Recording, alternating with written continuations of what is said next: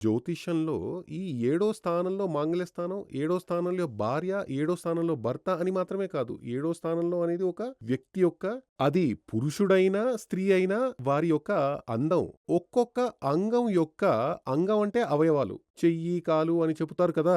అలాగే రహస్య అవయవాలున్నాయి కదా!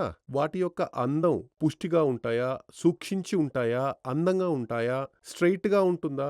వంగి ఉంటుందా? అనే సకల విషయాలు ఇందులో తెలుస్తాయి. కానీ అలాంటి విషయాలన్నీ ఓపెన్‌గా చెప్పలేం కదా! ఇందులో చెప్పలేని చాలా విషయాలున్నాయి. అంటే ఒక జాతకం చూసి ఇవన్నీ చెప్పడం సాధ్యమే. దాంపత్య జీవితానికి అది చాలా ముఖ్యమైన విషయమే. అంగపుష్టి, అంగాల యొక్క అందం. అంగం అంటే అవయవాలు. ఆ అవయవం యొక్క పుష్టి, దాని యొక్క అందం ఇవన్నీ దాంపత్య జీవితంలో సెక్సువల్ లైఫ్‌లో చాలా ముఖ్యమైనవి. ఇవన్నీ తెలియాలంటే శాస్త్రీయంగా జ్యోతిష్యం చదివిన ఒక వ్యక్తి వద్ద జాతకం చూపి కొంచెం టైం ఇవ్వాలి.